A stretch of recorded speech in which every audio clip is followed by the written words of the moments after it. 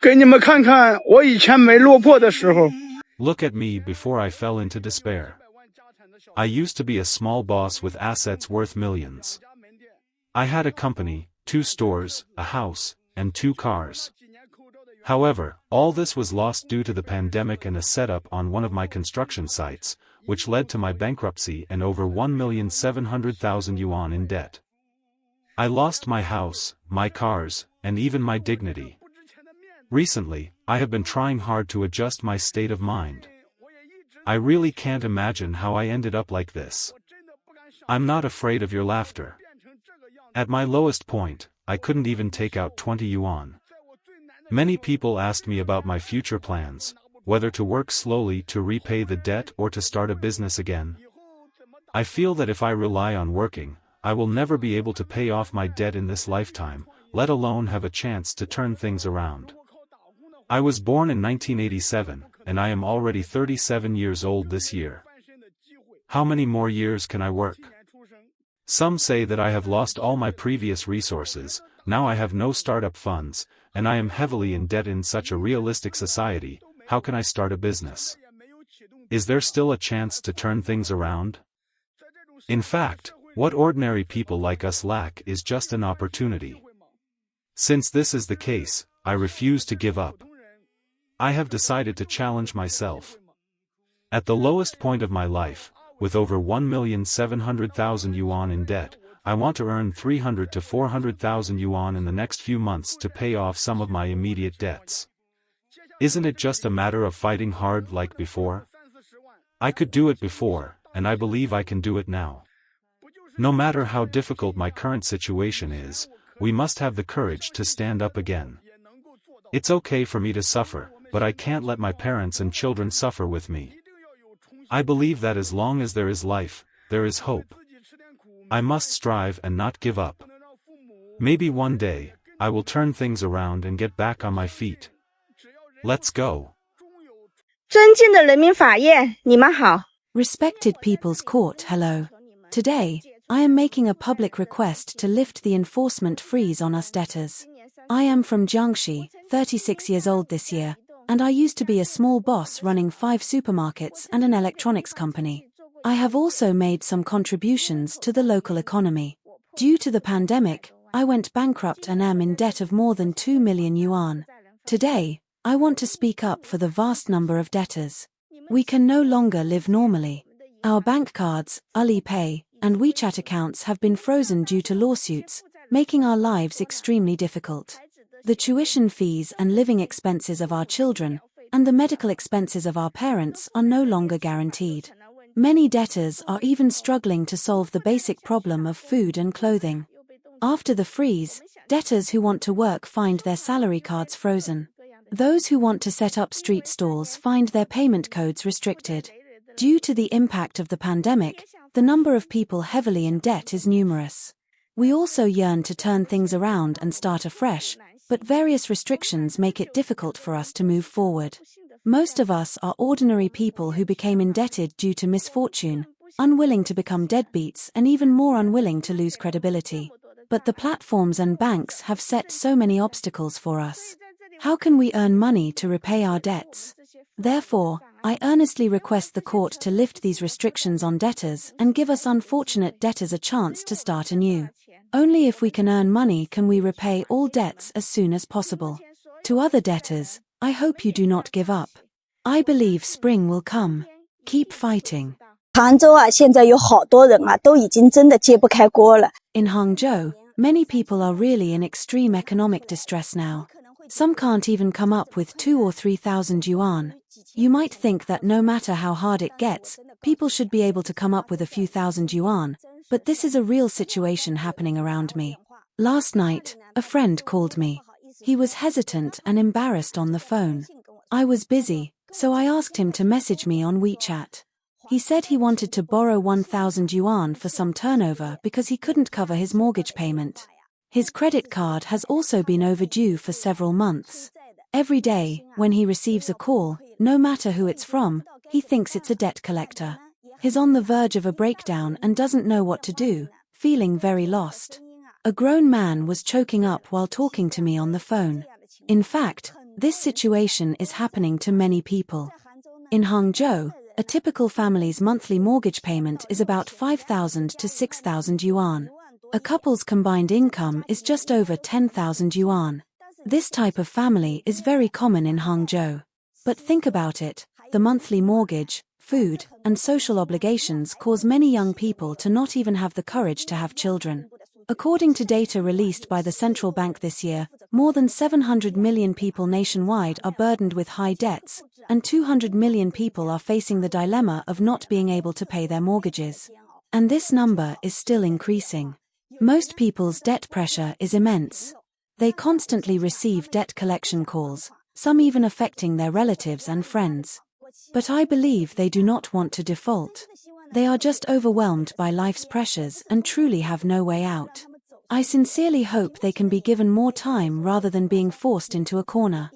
你们正在天台上思考过人生吗？ Have you ever stood on a rooftop to ponder life? Hello everyone, I am Mai Zijie, born in the 1970s, originally from Chongqing but now fallen to Guangdong, and burdened with a debt of 360,000 yuan.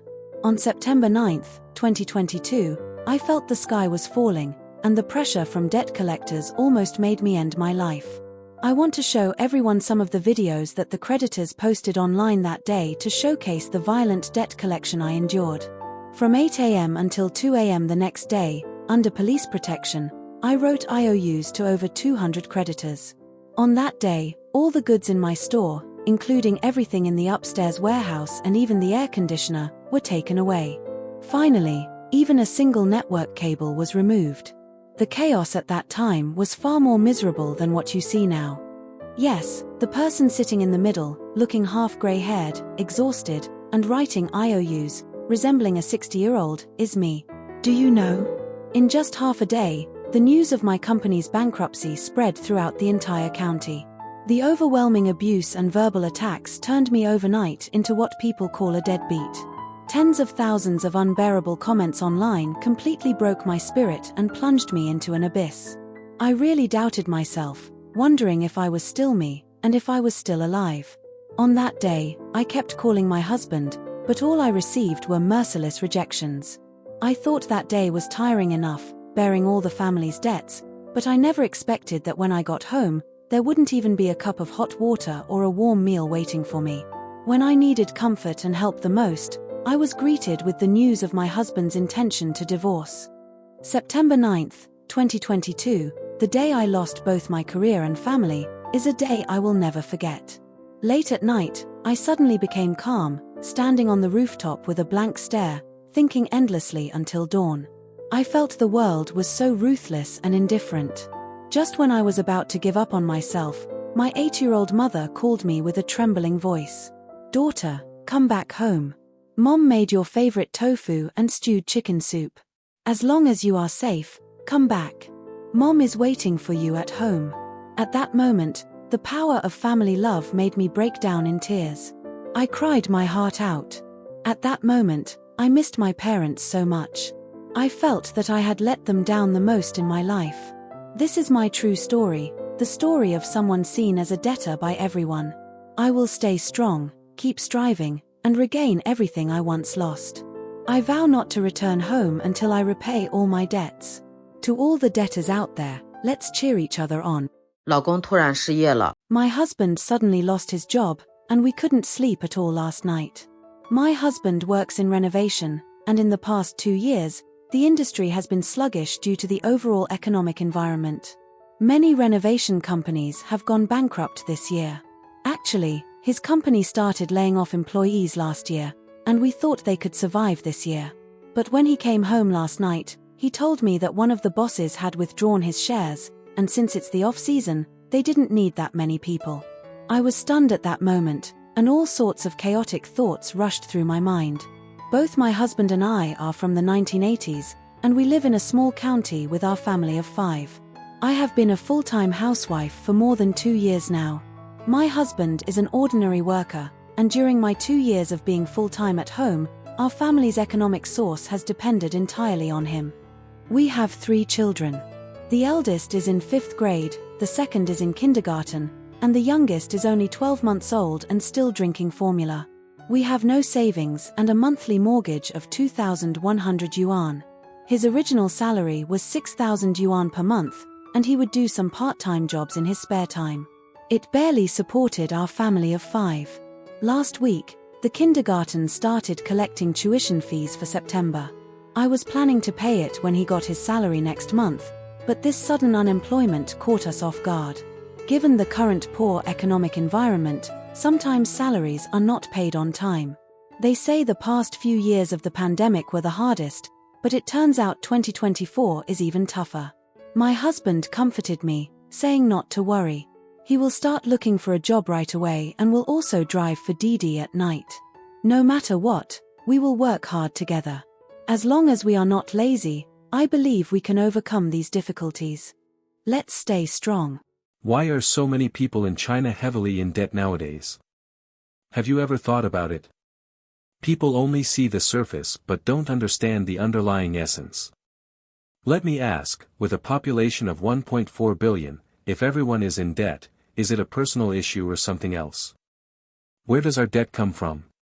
Let's think about it. Everyone has debt, and isn't most of it mortgage debt? Why does everyone have a mortgage? This is what we call a bubble economy. Who caused this? We haven't thought deeply about it. And now, some people are still buying houses. What will the future be like? The aging population is becoming more serious. Now, if you go to the hospital, a friend tells us that when his wife gave birth, the hospital was crowded with children. But his cousin gave birth in the past 2 years, and the hospital was empty from morning till night. What does this mean? We haven't thought about the future problem of an aging population. There are fewer and fewer newborns and more elderly people. Think about it, with fewer newborns and more elderly people, who will buy the houses? You now spend 100,000 to buy a house. 3 years later, it's hard to sell it. If you can sell it for 20,000 or 30,000, you're lucky. Now, there are many houses that no one buys. Why? Because there are fewer people and more houses. Everyone has several houses. Who will buy them? Another very important point you must understand is that after 30 years of paying off the loan, this house has trapped you. How many people are trapped by their houses? You borrow 1 million and have to pay back 2 million in 30 years. Have you ever thought about how much you can sell the house for after paying it off? Maybe only 60,000, which means a loss of 140,000. Think about why it is so difficult. What is the essence behind it? If you only see the surface and not the essence, you will never turn things around. Even if you work hard all your life, why do you end up with nothing? Those people running street stalls, delivering food, and driving taxis, are they not working hard? Everyone wants to make money, so why can't they? As soon as poor people make a little money, capital finds a way to take it all back through houses, cars, luxury goods, children's education, health, and more. So you must understand why Chinese people can never seem to make money. This is the fundamental reason.